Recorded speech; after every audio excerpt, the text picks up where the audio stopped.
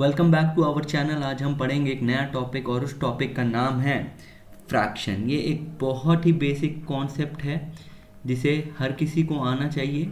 इस टॉपिक में पहले हम कई पार्ट्स में डिवाइड करेंगे। इस टॉपिक्स में हमें पढ़ेंगे कि पहले फ्रैक्शन क्या होता है, उसकी मीनिंग क्या होती है, उसका फिर पिक्टोरियल रिप्रेजेंटेशन कैसे किया जाता है।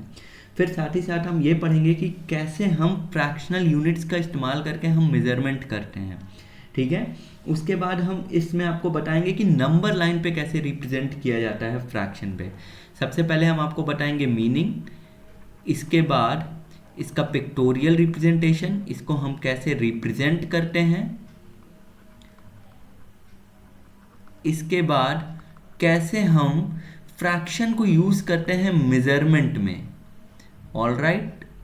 इसके बाद हम आपको ये बताएंगे कि नंबर लाइन पे इसको कैसे रिप्रेजेंट किया जाता है। जैसे आपने नंबर लाइंस पे रिप्रेजेंट किए हैं इंटीजर्स 1 2 3 4 5 6 ऐसे करते हुए आ रहे, तो फ्रैक्शन पे कैसे इसको हम रिप्रेजेंट करेंगे, फिर ये हम आपको बताएंगे। इसके बाद कुछ नए कॉन्सेप्ट्स या नए टर्म्स, जैसे एक मिक्स्ड फ्रैक्शन क्या होता है, इक्विवेलेंट फ्रैक्शन क्या होता है, मिक्स्ड फ्रैक्शन के बाद इक्विवेलेंट फ्रैक्शन क्या होता है, किसी भी फ्रैक्शन को हम सिंपलेस्ट फॉर्म में कैसे लिख सकते हैं, सिंपलेस्ट फॉर्म में कैसे लिख सकते हैं, फिर हम आपको ये पढ़ाएंगे। इसके बाद कंपेयर करेंगे दो या दो से ज़्यादा फ्रैक्शंस को लिख के कौन बड़ा है कौन छोटा है, ये हम आपको बताएंगे कि कैसे फ्रैक्शंस को कंपेयर किया जाता है। जैसे आप नंबर्स को कंपेयर करते हैं 1 2 3 4, अगर मैं आपसे पूछूं 90 या 100 में कौन बड़ा है तो आप कहोगे 100 बड़ा है 90 छोटा है। उसी तरीके से हम फ्रैक्शंस को भी कंपेयर करना सीखेंगे। All right. फिर इसके बाद हम पढ़ेंगे इसके कुछ operations, addition and subtraction of fractions. जैसे आप नंबर का एडिशन एंड सब्ट्रैक्शन सीखते थे, उसी तरीके से इसमें हम आपको फ्रैक्शंस का एडिशन सब्ट्रैक्शन सिखाएंगे कि कैसे किया जाए एडिशन और सब्ट्रैक्शन ऑफ फ्रैक्शंस। और लास्ट में फिर मल्टीप्लिकेशन एंड डिवीजन भी हम आपको सिखाएंगे, multiplication and division of fraction. All right. ये सारी कॉन्सेप्ट्स हम इसमें आपको बताएंगे। फिर कुछ हम वर्ड प्रॉब्लम्स करेंगे related to our daily life. तो ये सारी चीज़ें हमें इस चैप्टर में पढ़ना है। तो आइए सबसे पहले हम स्टार्ट करते हैं इसकी मीनिंग से, मीनिंग क्या होती है। All right. तो सबसे पहली बात आप समझ लीजिएगा कि फ्रैक्शन का कोई स्पेसिफिक मीनिंग तो वैसे हम कहना चाहें तो ये हो जाएगा कि fraction means part of a whole, part of a whole, पूरे का कितना पार्ट लिया है। सपोज दैट आपके पास एक चपाती है, इसको 4 इक्वल पार्ट में डिवाइड कर देंगे और तो हर एक पार्ट जो आपका हो जाएगा, यहाँ पे हम कहेंगे 1 chapati is divided among 4 equal parts. 4 equal parts में डिवाइड कर दिए तो हर एक पार्ट का कंट्रीब्यूशन आप कह सकते हो one part out of 4 parts, या इसे यूँ कह सकते हो 1/4। इसको हम 1/4 भी पढ़ते हैं, 1/4 भी पढ़ते हैं। ठीक है। और इसमें जो क्वांटिटी हमने ऊपर लिखी है 1, जो कि एक टोटल पार्ट्स हमारे 4 हैं, ये आपके टोटल पार्ट्स हैं। और ये आपने जो शेडेड यहाँ पे दिखाया जा रहा है कि कोई एक बच्चा आता है, स्टूडेंट 1 पार्ट लेके चला हो गया है, तो ये टेकन है या शेडेड पोर्शन कह सकते हैं, शेडेड पोर्शन। तो टोटल पार्ट्स जितने थे वो नीचे लिखे हैं और जितना लिया है उसको ऊपर लिखे हैं।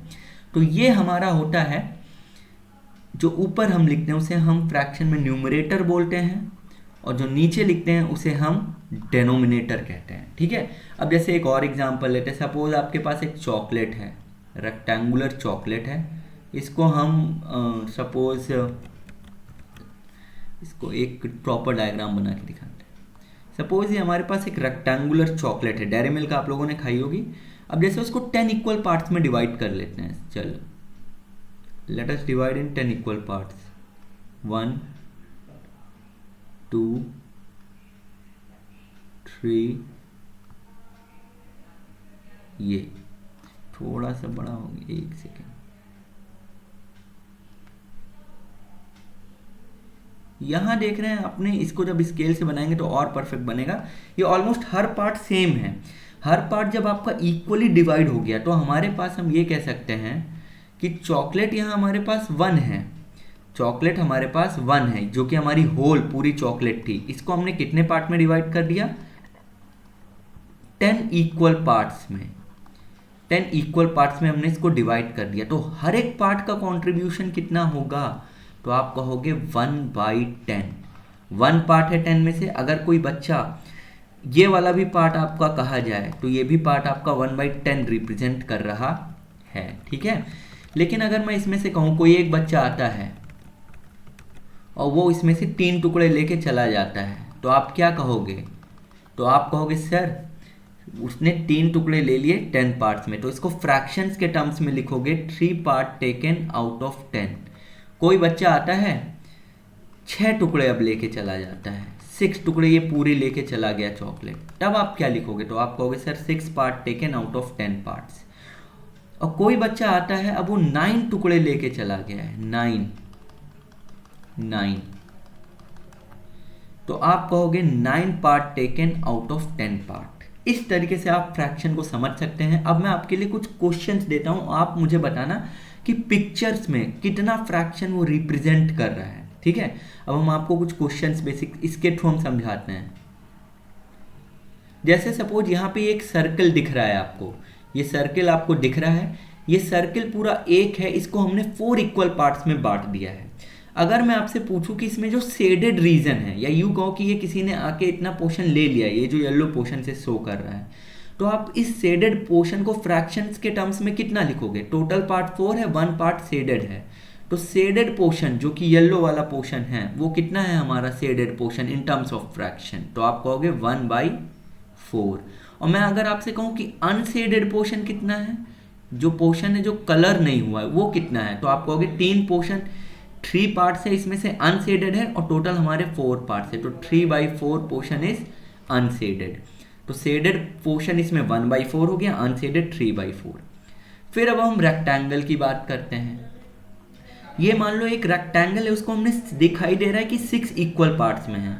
तो अगर मैं आपसे पूछता हूँ ईच पार्ट की वैल्यू कितनी है, हर एक पार्ट की वैल्यू कितनी है, अभी मैंने आपसे शेडेड अनशेडेड नहीं पूछा, हर एक पार्ट को अगर हमने इस रेक्टेंगल को 6 इक्वल पार्ट में डिवाइड किया तो ईच पार्ट की वैल्यू कितनी आ जाएगी? तो आप कहोगे 1/6। अब मैं आपसे पूछता हूँ शेडेड पोर्शन की वैल्यू कितनी है, शेडेड पोर्शन की वैल्यू कितनी है? तो आप कहोगे सर इसमें 2 पोर्शन शेडेड है आउट ऑफ 6, तो आप इसको लिखोगे 2/6। और अनशेडेड पोर्शन कितना है? तो दिख रहा है 1 2 3 4, तो अनशेडेड पोर्शन यहाँ पे आपका है, अनशेडेड पोर्शन 4/6। इस केस में देखना यहाँ न्यूमरेटर 2 है, डेनोमिनेटर 6 है, यहाँ न्यूमरेटर 4 है, डेनोमिनेटर 6 है, यहाँ न्यूमरेटर 1 है, डेनोमिनेटर 6 है। इसी तरीके से आप बाकी क्वेश्चंस को ट्राई कीजिए, मैं तो आपको एक्सप्लेन करूंगा ही, आप वीडियो को पॉज करके शेडेड अनशेडेड पोर्शन और ईच पार्ट का कंट्रीब्यूशन लिख सकते हैं। आप एक काम करना, पार्ट की वैल्यू लिख लो एक जगह, फिर शेडेड पोर्शन कितना है उसको मार्क कर लो, और फिर अनशेडेड पोर्शन कितना है, US अनशेडेड। इन तीनों को आप जल्दी से लिख लो अपनी कॉपी में, ठीक है। चलिए अब मैं आपको बाकी के बताता हूँ। आई होप आप लोगों ने वीडियो पॉज करके इसको मार्क कर लिया होगा। अब आप मुझसे मिलाइए। अगर ईच पार्ट की बात करें तो यहाँ देखिए सर्कल कितने पार्ट्स में डिवाइड हुआ है, 1 2 3 4 5 6 7 8। ईच पार्ट की वैल्यू 1/8 है। इसमें आपका शेडेड पोर्शन है, शेडेड पोर्शन 1 2 3 है, तो 3 आउट ऑफ 8, और अनशेडेड पोर्शन जो आपका है वो 5 है, तो 5/8। इस तरीके से देखिए हमने ये वाली साइड के पूरे क्वेश्चंस कर लिए। आई होप ये आपको समझ में आया होगा। हमने ये सारे क्वेश्चंस को कर लिए हैं यहाँ तक। एक सेकंड, इसको थोड़ा सा और इधर से, हाँ, इधर के जितने पोर्शन थे हमारे, हमने इसको कर लिए हैं। अब हमारा फिर से फोकस वापस यहाँ पे आ जाते हैं। इसमें ईच पार्ट, यहाँ देखिएगा ये आपका एक फिगर है, इसको 6 इक्वल पार्ट्स में डिवाइड किया गया है, 1 2 3 4 5 6।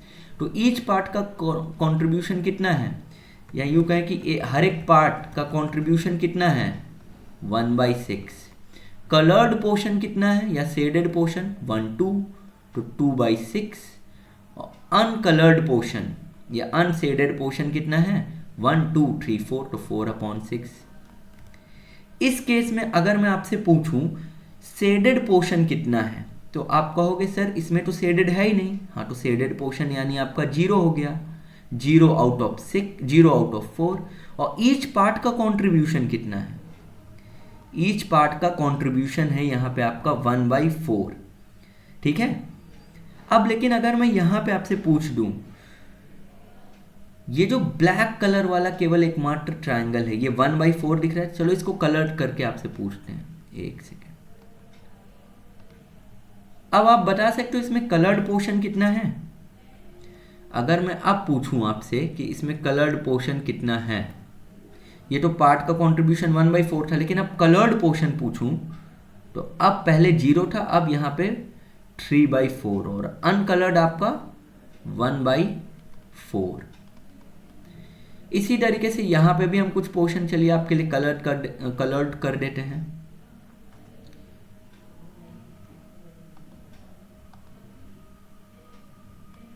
ऑलराइट, यहाँ पे आप देखेंगे 1 2 3 4 5 6, टोटल हमारे पास 6 इक्वल पार्ट्स हैं।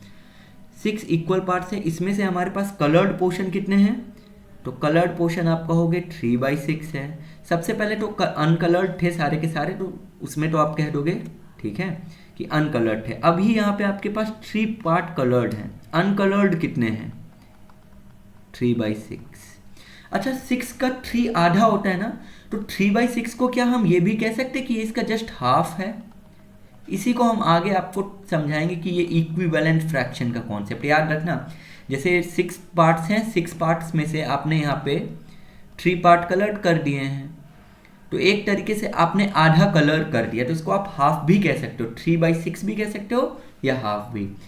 अब यहाँ पे फिर से आ जाते हैं, यहाँ पे हम देख रहे हैं कि ये रेक्टेंगल 12 इक्वल पार्ट्स में डिवाइड है, तो ईच पार्ट का कंट्रीब्यूशन कितना है 1/12। कलर्ड पोर्शन कितना है, तो 1 2 3 4, 4/12। अनकलर्ड कितना है 8/12। ऑलराइट, इसी तरीके से यहाँ देखेंगे, यहाँ पे केवल 2 इक्वल पार्ट्स में डिवाइड हुआ है ये वाला स्टार, तो ईच पार्ट का कंट्रीब्यूशन 1/2 है। कलर्ड पोर्शन आपका कितना है 1/2 और अनकलर्ड भी आपका 1/2। 1/2 को हम हाफ कहते हैं, क्यों, आपको दिख भी रहा होगा कि जस्ट इसका आधा हो गया है। ठीक है, तो 1/2 को हमेशा हम हाफ कहते हैं।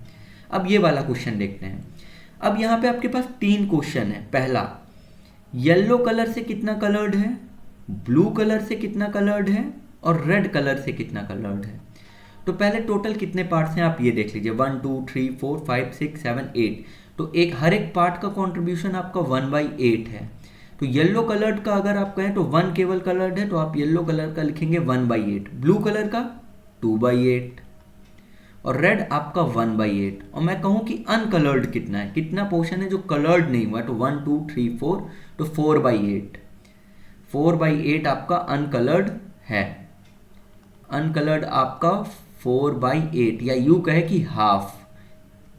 ठीक है, फिर अब हम जो बचे हुए क्वेश्चन है इसको जल्दी से सॉर्ट आउट करते हैं। आई होप आपको ये क्लास अच्छी लग रही होगी, एंजॉय कर रहे होंगे शेडेड पोर्शन वाली।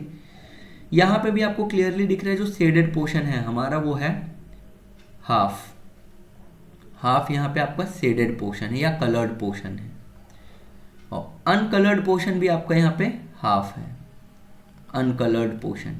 अब यहाँ पे फिर से रेड कितने पोर्शन है पहले देख लीजिए, टोटल कितने पार्ट्स है 1 2 3 4 5 6 7 8, 8 है। अगर मैं आपसे पूछूं येलो कलर्ड वाला कितना है, तो आप कहोगे सर 1 2 3, तो 3/8। रेड कलर वाला कितना है, रेड कलर वाला 2/8 है। ठीक है, और हर एक पार्ट का कंट्रीब्यूशन कितना था, वो 1/8 है, क्योंकि 8 इक्वल पार्ट्स में तो हर एक पार्ट आपका 1/8 हो गया था। ठीक है, अब यहाँ पे ब्लू कलर का कितना है, अच्छा ब्लू आपको हाफ नहीं दिख रहा है इसमें, आप इसको 2 तरीके से लिख सकते हो, 2/4, या तो इसको ये भी कह सकते हो सर ये आधा कलर्ड ब्लू से है, तो 1/2 लिख सकते हो आप डायरेक्ट। येलो से अगर मैं पूछूं तो येलो से यहाँ पे आपका 1/4 है और रेड से भी आपका 1/4 है। अगर मैं कहूँ कि इसमें कोई भी ऐसा पोर्शन है जो अनकलर्ड है, तो कहोगे नहीं, अनकलर्ड यहाँ पे 0/4 है, 0/4 यानी 0 हो जाएगा। ठीक है, ठीक है। अब यहाँ पे रेड कलर से कितना पोर्शन कलर्ड है, तो आप देख रहे होगे हाफ यहाँ पे डायरेक्ट है कलर्ड और अनकलर्ड आपका 1/2 है। यहाँ पे आप देखोगे ये एक फिगर, इसको 4 इक्वल पार्ट्स में डिवाइड किया गया है। ब्लू से कितना कलर्ड है, तो आप कहोगे 1/4 और येलो से 3/4। ठीक है। अब यहाँ पे लास्ट क्वेश्चन एक जो है आपका, अगर मैं यहाँ पे पूछूं ब्लू कलर से कितना पोर्शन कलर्ड है, तो आप कहोगे 1/4 और अनकलर्ड पोर्शन जो आपका है वो आपका 3/4। जाते जाते एक इंपॉर्टेंट पॉइंट समझ लेना, सारे क्वेश्चन हमने कर लिए हैं। जो इसमें कलर्ड पोर्शन है 1/4, 1/4 को हम क्वार्टर कहते हैं। ठीक है, या ध्यान रखना, जैसे हमने 1/2 को हर जगह देखा वो आधा हो जाता है ना, 1/2 को हाफ कहते हैं, तो 1/4 को उसी तरीके से क्वार्टर कहते हैं, क्योंकि 4 इक्वल पार्ट्स में डिवाइड है। तो आई होप आपको ये क्लास पसंद आई होगी और आपको ये सारे क्वेश्चंस जितने दिए गए थे ये आप समझ पा रहे होंगे। ये जितने पोर्शन, इस फ्रैक्शन का जो बेसिक कॉन्सेप्ट और इसका जो पिक्टोरियल रिप्रेजेंटेशन वाला कॉन्सेप्ट है, ये आपको अच्छा लगा होगा और आपने ये क्लास एंजॉय की होगी। अगले क्लास में अब हम जो आगे के कॉन्सेप्ट है, कैसे नंबर लाइन पे रिप्रेजेंट करना है, फिर मेजर कैसे करेंगे, ये सारे कॉन्सेप्ट्स हम आपको अगली क्लास में पढ़ाएंगे। That's all for today, thank you.